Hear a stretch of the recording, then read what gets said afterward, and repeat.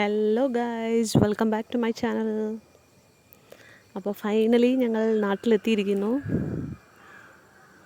ഞങ്ങൾ ചെന്നൈ സെറ്റിൽഡാണ്. അപ്പോൾ വെക്കേഷൻ കിട്ടുന്ന സമയത്ത് മാത്രമേ നമുക്ക് അവിടെ നിന്ന് ഇങ്ങോട്ട് ചാടാനാവൂ. ഇല്ലെങ്കിൽ എന്തെങ്കിലും മാരേജ് ഫങ്ഷന് അല്ലെങ്കിൽ വേറെ എന്തെങ്കിലും ഒരു ഫങ്ഷൻ ഉണ്ടെങ്കിൽ മാത്രമേ നമുക്ക് നാട്ടിലേക്ക് വരാനുള്ളൊരു ചാൻസ് ഉള്ളൂ. ഇല്ലെങ്കിൽ വെക്കേഷൻ. അങ്ങനെ അടുത്ത വെക്കേഷനും വന്നിരിക്കുന്നു. അപ്പം അങ്ങനെ ഞങ്ങൾ നാട്ടിലേക്ക് വരാനുള്ള തയ്യാറെടുപ്പിലാണ്. അപ്പം സെൻട്രലിലേക്ക് പോയിക്കൊണ്ടിരിക്കുകയാണ്, ഓൺ ദ വേ.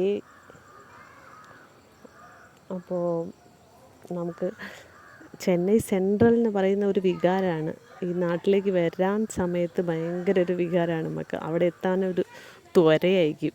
പെട്ടെന്നെത്തണം എന്നുള്ള ആ ഒരു ഫീലിങ് അല്ലേ, എല്ലാവർക്കും ഉണ്ടാവില്ലേ അത്?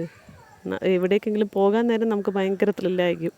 അവിടെ നിന്ന് നേരെ തിരിച്ച് നമ്മുടെ ഹോം ടൗണിലേക്ക് എത്തുമ്പോഴാണ് നമുക്ക് ഒരു ഒരു എന്താ പറയുക, ഒരു പ്രത്യേകതരം ഫീലിങ് അല്ലേ, അതെല്ലാവർക്കും ഉണ്ടാവുമല്ലോ. അപ്പോൾ അങ്ങനെയുള്ളൊരു ഫീലിംഗ് തന്നെയാണ് എനിക്കുള്ളത്.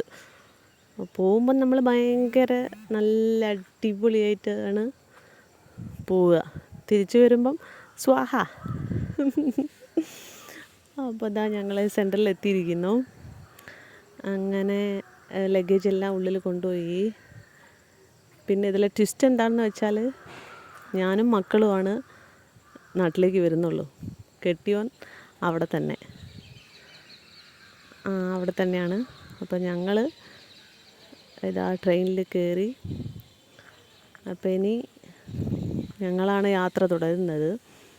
അപ്പോൾ ഹസ്ബൻഡ് ഈ പ്രാവശ്യം വരുന്നില്ല. അപ്പോൾ ഞങ്ങളിതാ പോയിക്കൊണ്ടിരിക്കുകയാണ്. ഇതാ ഹസ്ബൻഡ് പുറത്തിറങ്ങി ടാറ്റ കൊടുത്ത് ഞങ്ങൾ വീണ്ടും യാത്ര സ്റ്റാർട്ട് ചെയ്തു. ഇനി 2 മക്കളും ഞാനും കൂടിയിട്ടുള്ള യുദ്ധം എന്ന് പറയാൻ പറ്റില്ല, പക്ഷെ എന്നാലും ഒരു ട്രെയിനിൻ്റെ ഉള്ളിൽ നിന്ന് വേണമല്ലോ അവരെ മാനേജ് ചെയ്യുക എന്നുള്ളത്. അപ്പോൾ കുറേ ബുക്കും പെന്ന് സ്കെച്ച് പെന്നൊക്കെ ഉള്ളതുകൊണ്ട് കുറച്ച് നേരം ഇങ്ങനെ എൻഗേജ് ആവും അതിൽ. അവൾ വരച്ച ചിത്രങ്ങളാണ് ആ കാണിച്ചതൊക്കെ. അപ്പോൾ അതുകൊണ്ട് കുറച്ച് നേരം ഒന്ന് റെഡിയാവും. അങ്ങനെ പിന്നെ അടുത്ത പരിപാടിയിലേക്ക് പോകും. അപ്പോൾ അന്നത്തെ ഡേ കഴിഞ്ഞു. ഇനി ഞങ്ങൾ കുറച്ച് നേരം ഒന്ന് ഉറങ്ങിക്കഴിഞ്ഞിട്ട് ഒരു 3 മണിയാകുമ്പോഴാണ് നാട്ടിലെത്തുക. അപ്പോൾ ഇതാ ഫൈനലി ഞങ്ങൾ നാട്ടിലെത്തിയിരിക്കുന്നു. നാട്ടിലെത്തുമ്പോൾ ഒരു പ്രത്യേകതരം ഫീലിംഗാണ് നമുക്ക്. സെൻട്രൽ നിന്ന് നേരെ കോഴിക്കോട് എത്തുമ്പോൾ കേൾക്കുന്ന ആ ഒരു മാതൃഭൂമിൻ്റെ ഒരു ആഡില്ലേ, പക്ഷേ അത് ഈ പ്രാവശ്യം കേട്ടിട്ടില്ല. കാരണം 3 മണിക്കാകുമ്പോൾ എണീറ്റിരിക്കാനാ, ഇല്ലെങ്കിൽ അത് കേൾക്കുമായിരുന്നു. അപ്പം ആ ഒരു ഇതില്ലേ, നമ്മുടെ ഏതായിരുന്നു ആ ഒരു ആഡ് ഉണ്ടായിരുന്നല്ലോ, ആർക്കെങ്കിലും അറിയുമോ അത്? എനിക്കിപ്പം മനസ്സിൽ വരുന്നില്ല, ഒന്ന് കമൻറ്റ് ചെയ്യണേ അത്.